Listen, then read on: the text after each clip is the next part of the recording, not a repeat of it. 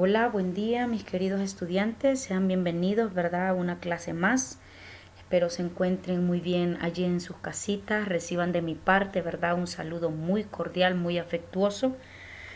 Y sin más preámbulos, pues vamos a iniciar con el tema que vamos a estar estudiando esta semana, ¿verdad? No es algo fuera del otro mundo, es algo que nosotros ya conocemos, ¿verdad?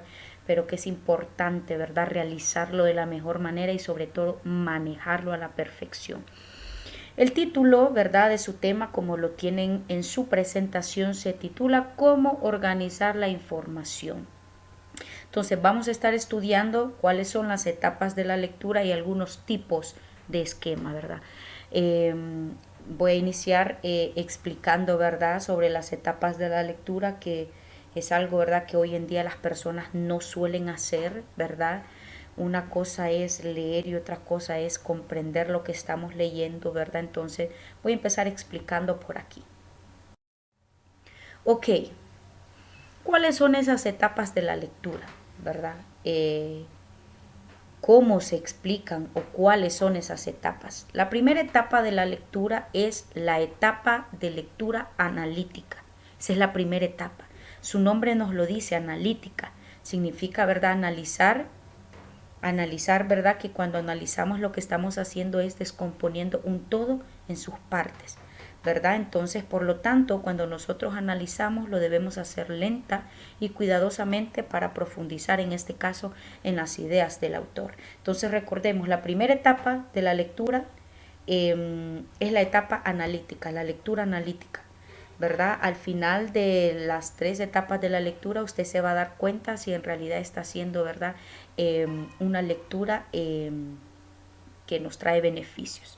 Ahora bien, en esta etapa de lectura analítica nosotros podemos respondernos ciertas preguntas para saber si hicimos bien nuestro análisis profundo. ¿Qué tipo de texto es? ¿Quién es el autor? ¿De qué fuente bibliográfica, verdad, fue extraído? ¿Cuál es el tema del que trata el texto? ¿Y cuál es mi opinión, o sea, su opinión acerca del tema? Entonces son preguntas que nosotros nos podemos hacer para analizar la lectura que en ese momento estábamos, verdad, leyendo.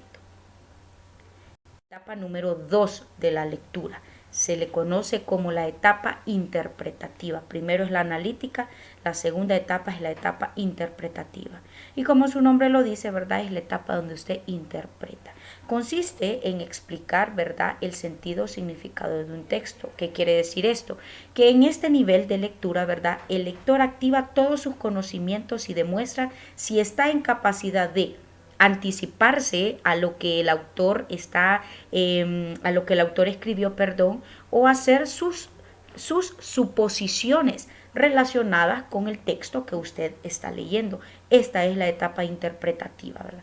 Cuando nosotros, a base de los conocimientos que tenemos, ¿verdad?, estamos en la capacidad de anticiparnos a lo que va a suceder en el texto o a dar suposiciones relacionadas, ¿verdad?, con lo que usted está leyendo en el texto. Y usted puede responderse estas tres preguntas. ¿Cuáles son las ideas principales, tanto principales como secundarias, ¿verdad? ¿En qué nivel de lenguaje está escrito el texto? ¿Cuáles son las oraciones que más llamaron mi atención y por qué? Entonces aquí ya estamos interpretando lo que el autor escribió en ese texto o la lectura que estamos leyendo en ese momento. Entonces de esto se trata la etapa interpretativa. Luego de eso viene la última etapa de la lectura donde ya nos damos cuenta, ¿verdad?, si entendimos o no el texto que estábamos leyendo, es la lectura evaluativa. ¿Qué significa la lectura evaluativa? Pues aquí usted va a valorar, ¿verdad?, va a apreciar o a establecer la importancia del tema, ¿verdad? También se le llama lectura crítica, que por lo general es más conocida con el nombre de lectura crítica, ¿verdad? Que ya sabemos, su nombre lo dice, ¿verdad? Nos permite descubrir ideas, ¿verdad?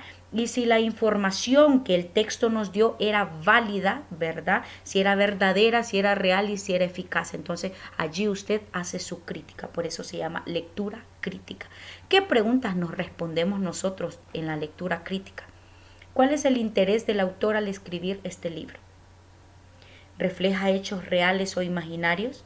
¿Qué importancia tiene este tema en mi formación cultural?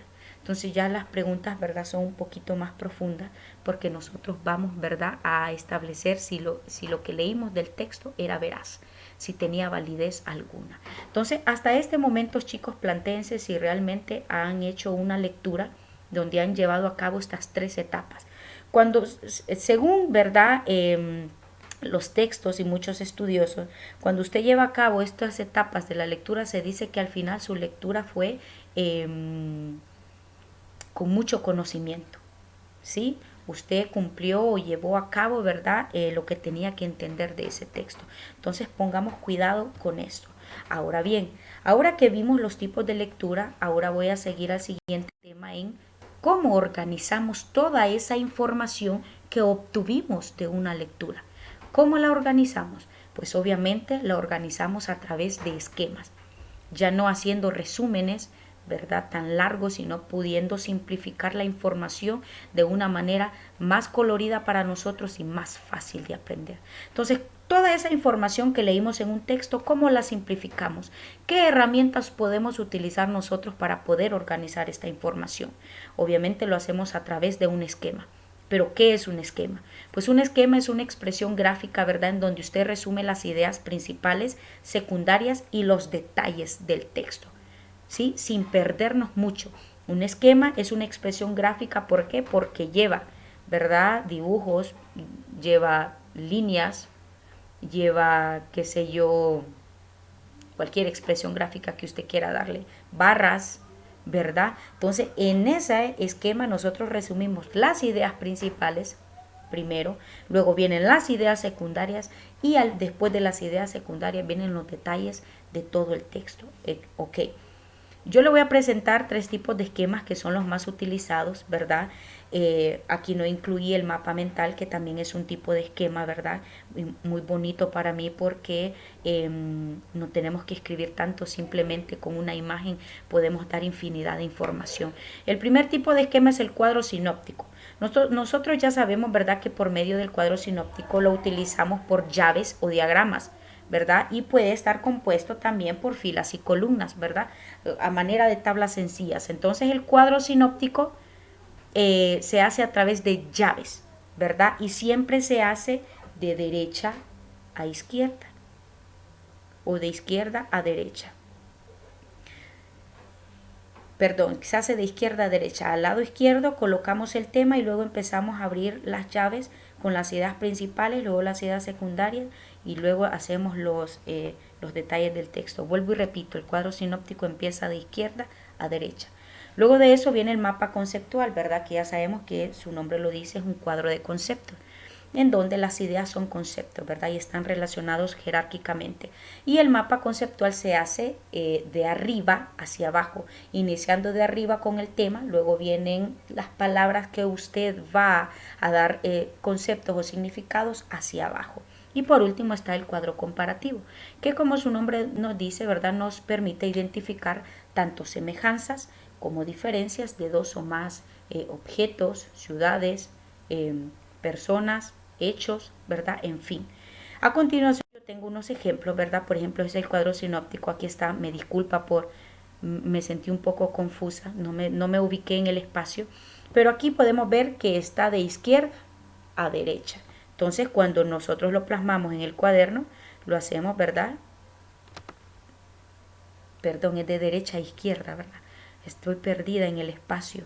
Ok, lo que yo les quiero decir es que siempre se empieza a un lado, ¿verdad? Luego usted abre las llaves, expresa sus ideas principales, de las ideas principales abre sus ideas secundarias y de las ideas secundarias, pues aquí van los detalles del texto. Discúlpeme, por favor, que no me estoy ubicando en el espacio en cuanto a decir a qué lado empieza el cuadro sinóptico. Lo más importante es, chicos, que nosotros sepamos, ¿verdad?, distribuir la información y aprender a identificar cuál es idea principal, cuál es idea secundaria y cuáles son los detalles del texto, ¿verdad? Ahora viene un cuadro o mapa conceptual, ¿verdad? Que como ya dijimos es un mapa concepto, siempre va a empezar de arriba hacia abajo. A donde dice mapa conceptual, obviamente, ¿verdad? Va el nombre, el título del tema al que van a hacer. Luego siguen las palabras y luego usted, ¿verdad? Va poniendo el significado a esas palabras. Y si de esas palabras se derivan otras situaciones, entonces usted va abriendo las líneas para poder ir, ¿verdad? Estableciendo en orden jerárquico siempre de mayor a menor, ¿verdad? La información que usted quiere dar. Y por último está el cuadro comparativo, ¿verdad? Que como lo explicamos, explica tanto similitudes como diferencias. En este caso yo estoy comparando valores, ética, moral y justicia, tanto definición, objetivo y característica. Entonces va a depender de lo que nos pida, ¿verdad? Espero la información haya sido muy valiosa. Siempre es importante manejar esta información en el área de gramática, literatura, español, porque es mucho más fácil estudiar a través de esquemas que estar haciendo largos resúmenes. Entonces vamos a estar trabajando, chicos, ya saben, en nuestro debate. Entonces, siempre estén pendientes de las indicaciones que subo a la plataforma, ¿verdad? Para que no nos vayamos a perder. Entonces me despido de ustedes, que tengan un bonito día.